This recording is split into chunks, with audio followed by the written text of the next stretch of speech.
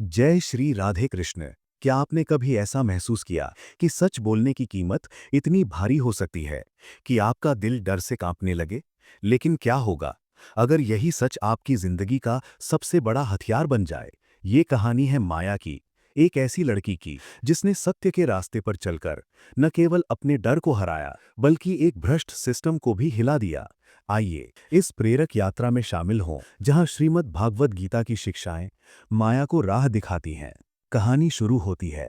माया का जन्म एक छोटे से शहर सूरजपुर में हुआ था। सूरजपुर एक ऐसा कस्बा था जहां सुबह की पहली किरण नदी के किनारे बने मंदिर की घंटियों के साथ गूंजती थी और शाम को लोग अपने घरों के आंगन में बैठकर पुरानी कहानियां सुनाते थे। माया की दुनिया भी ऐसी ही थी, सपनों और सादगी से भरी। लेकिन उसका दिल हमेशा कुछ बड़ा करने की चाह रखता था। वह बचपन से ही पत्रकार बनना चाहती थी, क्योंकि उसे लगता था कि सच बोलना दुनिया को बदल सकता है। उसके दादाजी, जिन्हें गांव में गीता जी के नाम से जाना जाता था, अक्सर उसे श्रीमद् भागवत गीता की कहानियां सुनाया करते थे। एक बार जब माया 7 साल की थी, दादाजी ने उससे कहा था, माया, सत्य का रास्ता हमेशा कठिन होता है, लेकिन वह रास्ता कभी खाली नहीं जाता। श्री कृष्ण कहते हैं, धर्मस तस्मात् कृतात् पराः, सत्य और धर्म से बड़ा कुछ नहीं। माया ने अपने दादाजी की बातों को दिल में बसा लिया था। स्कूल में जब वह निबंध लिखती तो उसकी कलम सच को उकेरती थी। कॉलेज में उसने पत्रकारिता की पढ़ाई चुनी और अपने शहर की छोटी सी न्यूज एजेंसी में काम शुरू किया। लेकिन सूरजपुर जैसा छोटा शहर, जहां हर कोई एक दूसरे को जानता था, वहां सच बोलना उतना आसान नहीं था। एक अनजान खतरा। माया की जिंदगी तब बदल गई जब उसे एक बड़े भ्रष्टाचार के मामले की खबर मिली। सूरजपुर में एक नया डैम बन रहा था, जिसे सरकार ने गांव की तरक्की का नाम दिया था। लेकिन माया को एक गुप्त सूत्र से पता चला कि डैम के निर्माण में ठेकेदार और स्थानीय नेता मिलकर लाखों रुपए की हेराफेरी कर रहे थे। सस्ती सामग्री का इस्तेमाल हो रहा था और डैम की नींव इतनी कमजोर थी कि वह कभी भी टूट सकता था। अगर ऐसा हुआ तो सूरजपुर के सैकड़ों गांव पानी में डूब सकते थे। माया ने इस खबर को गंभीरता से लिया। उसने रात दिन मेहनत करके सबूत इकट्ठा किए, ठेकेदारों के बिल, सरकारी दस्तावेज और कुछ गवाहों के बयान। लेकिन जैसे ही उसने अपनी न्यूज एजेंसी के संपादक को ये खबर दिखाई, उसे सख्त हिदायत दी गई, माया, ये बहुत बड़ा मामला है, इसमें बड़े बड़े लोग शामिल हैं। अगर तूने ये खबर छापी तो तेरी नौकरी तो जाएगी ही, तेरे परिवार को भी खतरा हो सकता है। माया का दिल बैठ गया। वह छोटे से कमरे में बैठकर सोचने लगी। एक तरफ उसका सपना था, सच को सामने लाने का। दूसरी तरफ डर था, उसके परिवार की सुरक्षा का। रात को नींद नहीं आई। वह बार बार अपने दादाजी की बात याद करती। सत्य का रास्ता कांटों भरा हो सकता है, लेकिन वह कांटे तुझे मजबूत बनाते हैं। डर का सामना। अगले दिन माया ने फैसला किया कि वह चुप नहीं रहेगी। उसने अपने दोस्त और पुराने सहपाठी राहुल से बात की। राहुल अब एक वकील था और सूरजपुर में ही प्रैक्टिस करता था। राहुल और माया कॉलेज में अच्छे दोस्त थे और माया को उस पर भरोसा था।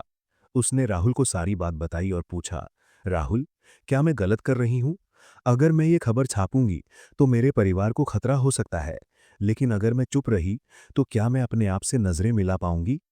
राहुल ने माया की बात सुनी और गंभीरता से कहा, माया, तूने गीता पढ़ी है ना? श्री कृष्ण कहते हैं कि जो सत्य के लिए लड़ता है वह कभी अकेला नहीं होता। तू सत्य के रास्ते पर चल, मैं तेरे साथ हूं। राहुल की बातों ने माया के मन में हिम्मत जगा दी। उसने अपने सबूतों को एक ऑनलाइन न्यूज पोर्टल को भेज दिया, जो सूरजपुर से बाहर का था और निष्पक्ष पत्रकारिता के लिए जाना जाता था। खबर छपते ही सूरजपुर में हड़कंप मच गया। लोग माया की हिम्मत की तारीफ करने लगे, लेकिन साथ ही उसे धमकियां भी मिलने लगी। एक रात जब वह अपने घर लौट रही थी, दो लोग बाइक पर आए और उसे धमकी दी, अगर तूने ये मामला और आगे बढ़ाया तो तेरा और तेरे परिवार का बुरा हाल होगा। माया डर गई। उस रात वह अपने दादाजी के पुराने कमरे में गई, जहां उनकी गीता की किताब रखी थी। उसने किताब खोली और एक श्लोक पर नजर पड़ी, न ही कश्चित क्षणम अपि जातु तिष्ठति कर्मकृत, गीता 3:5। कोई भी एक क्षण के लिए भी कर्म किए बिना नहीं रह सकता। माया ने सोचा, अगर मैं चुप रही तो क्या ये मेरा कर्म होगा? नहीं, मेरा कर्म है सच को सामने लाना, चाहे कितनी भी मुश्किलें आए। माया ने हिम्मत जुटाई और अपने सबूतों को और मजबूत करने का फैसला किया। उसने गांव के कुछ लोगों से बात की जो डैम के निर्माण में मजदूरी कर रहे थे। एक मजदूर, रामू काका, ने बताया कि ठेकेदार ने उन्हें सस्ती सीमेंट इस्तेमाल करने को कहा था और जब उन्होंने विरोध किया तो उन्हें धमकाया गया। माया ने रामू काका का बयान रिकॉर्ड किया और उसे सोशल मीडिया पर डाल दिया। उसने लिखा, सूरजपुर का सच छिप नहीं सकता।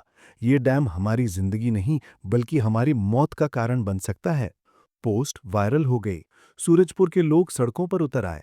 उन्होंने माया के साथ एकजुटता दिखाई और डैम के निर्माण को रोकने की मांग की।